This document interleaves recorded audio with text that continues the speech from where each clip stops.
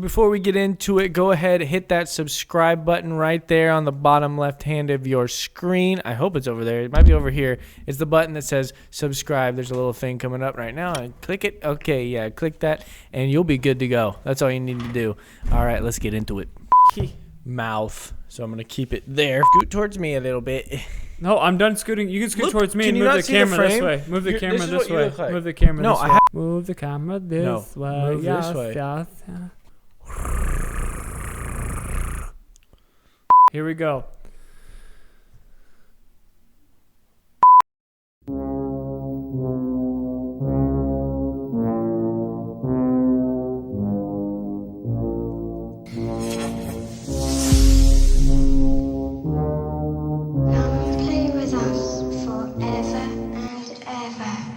Hey everybody, welcome back to the show. I'm here with my brother Eric Hastard, and we're here to talk about the movie Dr. Sleep.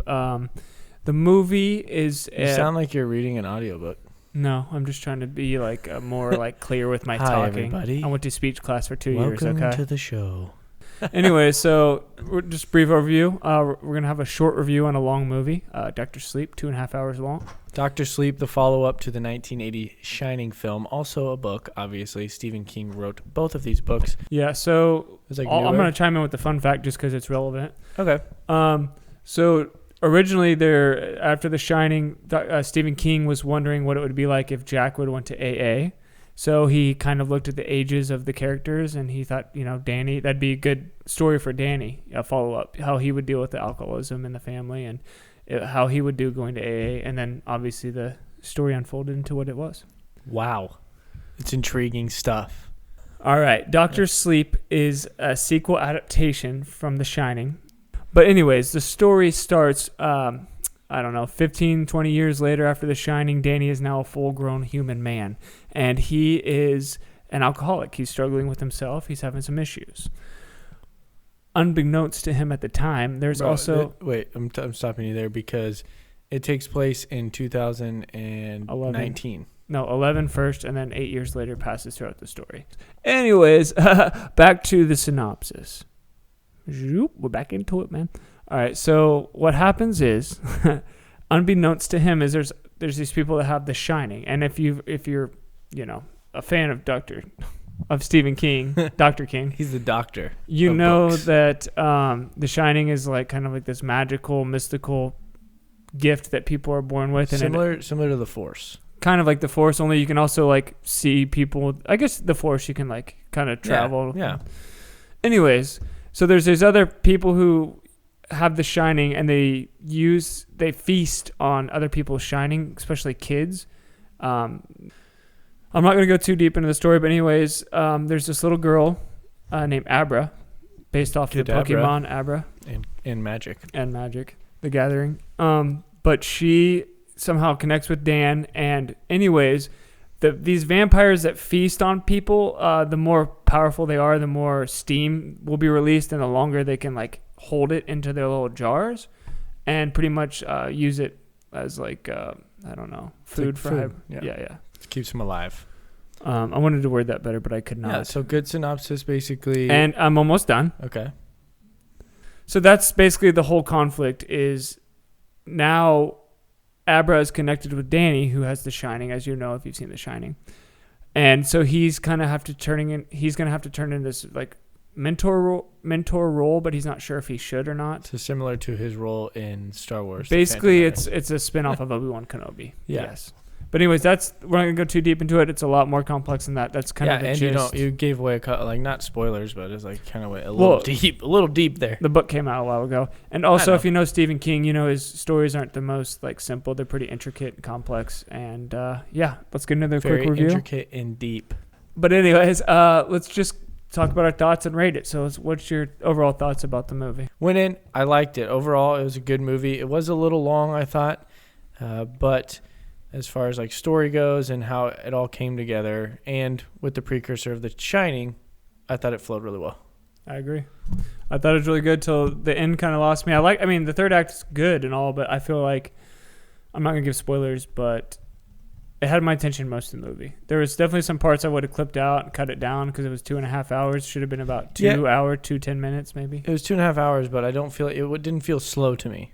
Like, yeah, it was. The beginning was a little slow, okay, but after 20 minutes, it was like pretty intense the whole time, or like you were in it, you were invested the whole movie. Yep.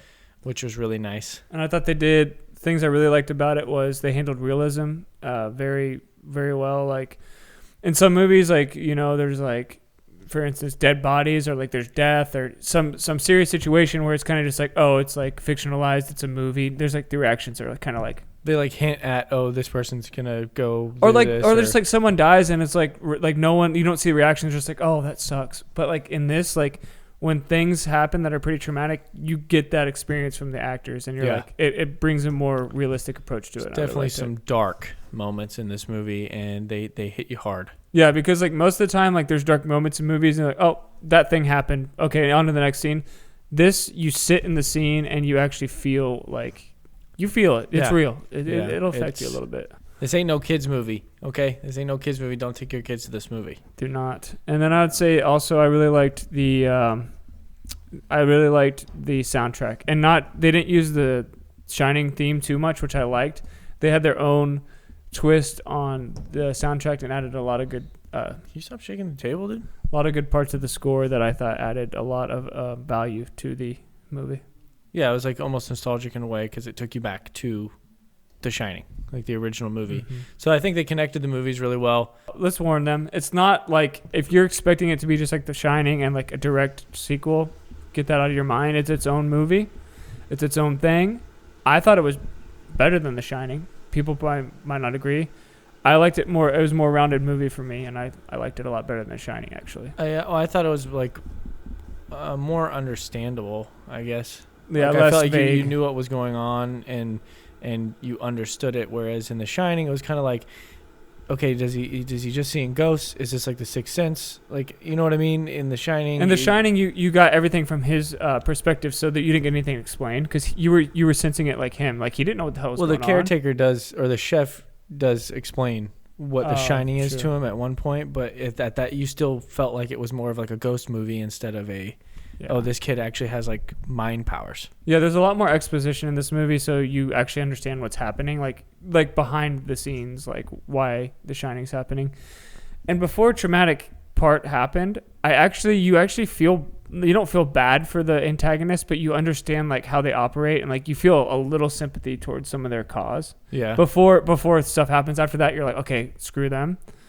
But before that, you're like, okay, like I'm kind of feeling for both sides here, and that's a sign of a good movie for me, is where you can understand at least where the antagonist is coming from. Well, you can understand it, and it's not in your face. Yeah, and it's not like, hey, here's my evil plan. I want money, like exactly. Dr. Evil. Yeah. It's like, yeah, it is a basic essential story of good versus evil in this movie, and the evil was pretty damn evil. Yeah, but I didn't think it was gonna go there, but yeah, and it asks the question. It's like, do you want to live forever? And it's like that's how I understood from their point of view. What would you sacrifice to live long? Exactly. Yeah. But then when you see what things transpire, that's when you switch and you're like, okay, F them. They're terrible people. Yeah. And they don't deserve to live forever. Yeah. And I'm gonna use an analogy from Game of Thrones here for the Stephen King movies I've watched. Oh man. A good story doesn't make a good king. Bran. A good story doesn't make a good movie. You have to have a lot more than just a good story to make a good movie. And this is the one Stephen King movie where I actually agree that they did the characters right. They did the little nuances correctly. Versus they didn't like a story. They didn't like shove. They also didn't like shove The Shining in your face. Mm-hmm. Like it was like this was its own movie, but it like connects back to The Shining, right, in its own way. But it's also not like, hey, it's like what movie was that? Where it was like basically the whole movie was just like nostalgia. All the sequels that they're pumping out? No. Oh, it's Harry Potter, The Crimes of Grindelwald, or whatever. Oh, I didn't see that one. Magical Beasts. Like that movie sucks. Both those movies, they're not good. Yeah, the first one was good. And in the movies, all they do is just try to shove like Harry Potter down your throat. Like, oh, this is a reference. This is a reference. This is a reference. But in this one, I didn't feel like that. Last thoughts on it really are, I recommend seeing it. Go see it in theaters. It just came out, so it'll be out for another month at least. You have some time. If you can't make it to the theaters, rent it when it comes out because it's definitely worth a watch. Even if you haven't seen The Shining, go on YouTube, watch a recap of The Shining, and then you can watch this movie.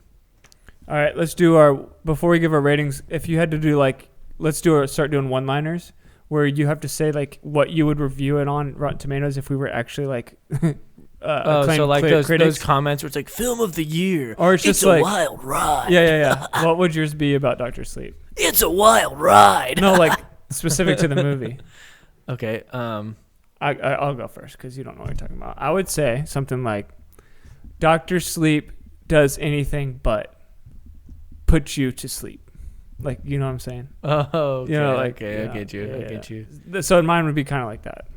Don't sleep on Dr. Sleep. No, you can't repeat sleep. That's why like mine was bad. Why? Just like you got to make it clever. Okay.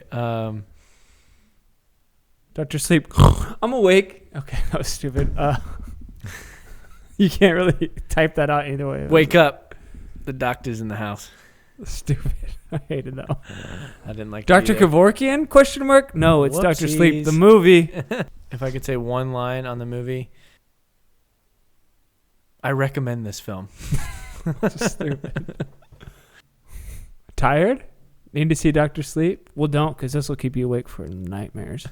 That's stupid. All right, we'll write them before our next reviews, and we'll start having one-liners. Anyways, rating. I'll go first real quick. Yeah, let's rate this movie. First, give it a middle. I'm going to give both right now. I'm going to give it an 8.3. Overall, great movie. And I'm going to give it a gold. Yeah, I think most of the movies we've seen recently have been... And we're going to restructure the whole gold system. I don't like it. No. Yeah, we are. It's stupid. All right, go ahead. Maybe we get like a ranking system. It's like a gold 1, gold 2, gold 3. Like Rocket League? Yeah. All right, so this, I would agree. I think it's a gold. I think it is a must-see movie. Now, you don't have to go to the theaters, but I would recommend going to the theaters for it. Yeah. And then on a scale of 1 to 10, I think I'm right around with you. I think I'd just give it a straight 8. Okay. Straight 8. Straight 8. And it's pretty high up there in Stephen King adaptations. Oh, yeah. Definitely one of the better ones, along with It Chapter 2. Is that the one I liked? Anyways, that's our review, and like I said, I definitely would say it keeps your interest the whole time. It didn't feel like 2.5 hours until the end for me, but it was definitely a good movie. Check it out. And we're going to be upcoming movies. We're going to see, what was that one, Ferrari versus Ford? Yeah, Ford versus Ferrari comes out next weekend. We're going to try. I'm actually going to be out of town that week, so Brian may be doing a solo review. We'll see if I'm back in time. No, I already have something planned. It's going to be with Star Wars coming up. I'm going to do a little Star Wars thing by myself, get some thoughts out. It might be, might get 5 views, but those people are going to know how I feel about the Star Wars franchise at this point, or it's headed. Yeah. Go ahead and hit that subscribe button and like it if you liked it. If you didn't, I'm sorry. Leave a comment. Let us know what you didn't like about it. Let us know what you liked about it. We want to hear feedback. Any feedback, please give us some feedback. Just leave a comment below, please. Thank you. Yeah, anything we can do better besides getting rid of one of us. This is what you get. It's what you paid for. Yeah. It's free on YouTube, so, you're going to get free entertainment. Bringing you, like, mediocre content for free, But, yeah, we just want, basically the whole point of it is ignore our annoyingness, or at least stupid jokes, and just try to get the point of what we're giving you was the movie worth seeing. That's kind of what we're trying to do here. Yeah, and I think it is worth seeing, especially if you saw The Shining. So... All right, we'll try to bring you another review next week. It may just be Brian by himself, but we'll get you something. We're also going to be trying to release these on Mondays at the beginning of the week. We're going to try to release them we're going to try to see movies as soon as possible and release it as soon as possible. So you're not watching a review 2 weeks later because no one gives a damn about the review 2 weeks later. Yeah, unless you haven't seen the movie yet, which a lot of people I'm sure hadn't seen Zombieland Double Tap. But most of the moviegoers, especially me, like before we did this, I would always go look at reviews like right after I got off the movies. Yeah. Off the movie, after the movie. Weirdo. Anyways, thanks for watching. Thanks for stopping by. It's been fun. We'll see you next week. See ya. Bye, Miss American Pie. Drove my Chevy to the levee. Little Sebastian. Bye.